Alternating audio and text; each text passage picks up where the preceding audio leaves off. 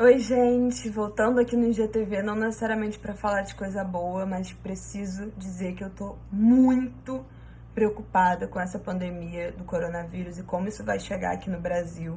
Na verdade, eu queria, com esse vídeo, firmar um pacto, principalmente com os jovens, que eu sei que me seguem, que me acompanham aqui, que são a maioria por aqui. Nós precisamos proteger os idosos. Nós precisamos atuar como barreira protetora dos idosos, por dois motivos. A taxa de mortalidade para eles é muito alta. E segundo, porque não vai ter UTI, não vai ter hospital, não vai ter leito, não vai ter respirador para todo mundo. Na Itália, os médicos estão tendo que escolher quais pacientes vão usar respirador e quais não vão usar. Então, é basicamente decidir quem vai conseguir viver, porque a gravidade do coronavírus no final é insuficiência respiratória, a pessoa não consegue respirar. Precisa de um respirador, que é a máquina que respira por ela enquanto ela se recupera. Não tem para todo mundo. Então, vou tentar atualizar um pouco aí quem tá perdido de quais são os dados, quais são as informações. Para quem não sabe, o que a gente tem de informação até agora são os dados da China, que é o que foi o epicentro, né, da doença, onde tudo começou, que já está atravessando, né, esse surto. Então a gente já consegue compilar alguns dados. Para as pessoas de até 60, 50 anos, não tem grandes taxas de mortalidade.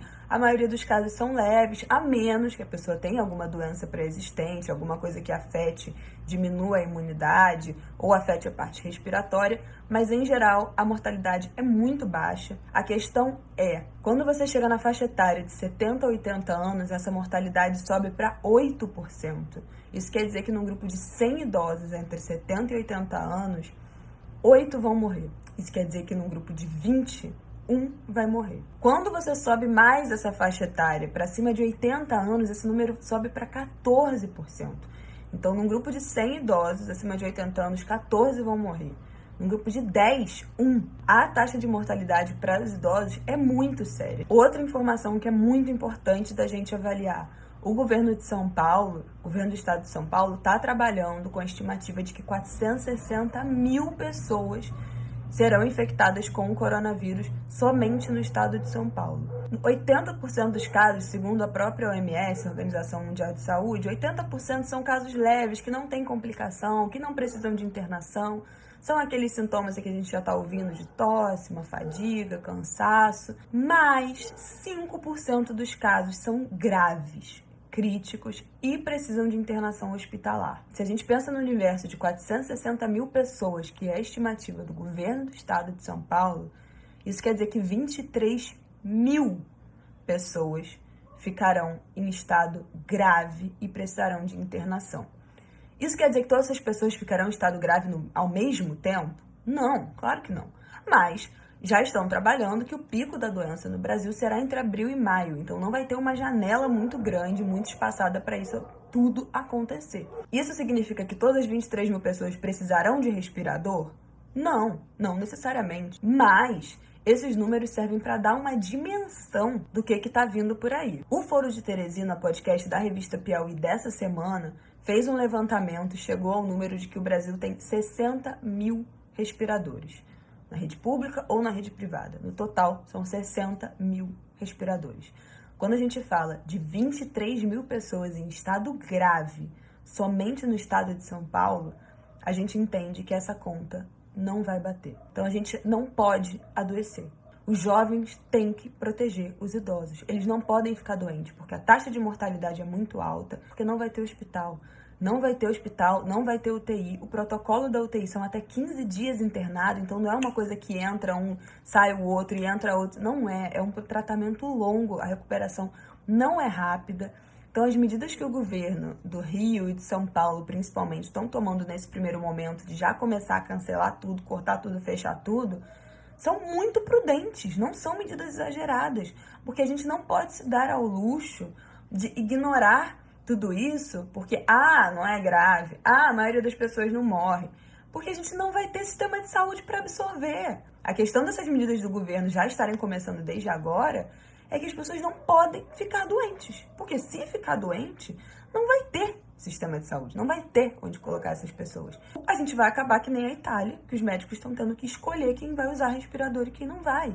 E eu tenho certeza que todos nós aqui, ninguém quer passar por uma situação familiar em que um médico vai praticamente decidir pela vida do seu familiar, do seu avô ou da sua avó. Quando a gente fala que vacina é pacto social, isso quer dizer que a gente não se vacina só pela gente, né? A gente se vacina para nos proteger da doença e para criar uma barreira de proteção em pessoas que não podem se vacinar por ter alguma condição pré-existente, alguma doença que impeça essa vacinação por uma questão de imunidade, ou para proteger bebês muito pequenos que ainda não têm idade vacinal, ou as crianças que não completaram todas as doses de uma vacina e, portanto, não têm ainda toda a proteção contra doenças X ou Y. Então, quando a gente fala que vacina é pacto social, é porque a gente se protege por nós e pelos outros.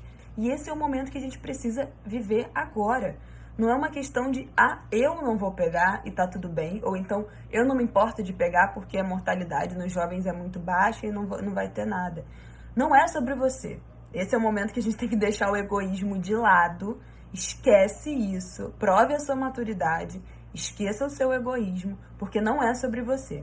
É sobre criar uma barreira protetora nos seus avós e nos idosos. Não adianta você pegar o coronavírus, mas não ir visitar o seu avô, se você vai ter contato com seus pais e eles vão visitar. Não adianta você não pegar, se o seu colega de trabalho pode estar doente, assintomático, te transmitir o vírus e você espalhar em casa. E bom lembrar, pessoas assintomáticas também transmitem o vírus. Então, só porque você não tá espirrando, tossindo, não quer dizer que você não tá contaminando outras pessoas. É muito sério. Não somente pela taxa de mortalidade alta nos idosos, mas porque o nosso sistema de saúde não tem condição. A gente tá vendo o que tá acontecendo já em outros países da Europa. Já está tudo sobrecarregado. Pelo amor de Deus, vamos firmar um pacto de proteger os idosos. Nada de ficar saindo, saracuteando pela rua. Você tem a vida inteira para você sair. Fica quietinho dentro de casa, lava a mão, higieniza o celular, que também é uma coisa que a gente pega muito, que é muito suja. E vamos tentar atravessar isso com o mínimo de perdas possíveis, mínimos de fatalidades possíveis. Vai ser um desafio para todos nós e esse é o momento de nós firmarmos o nosso pacto. Um beijo. Se cuidem.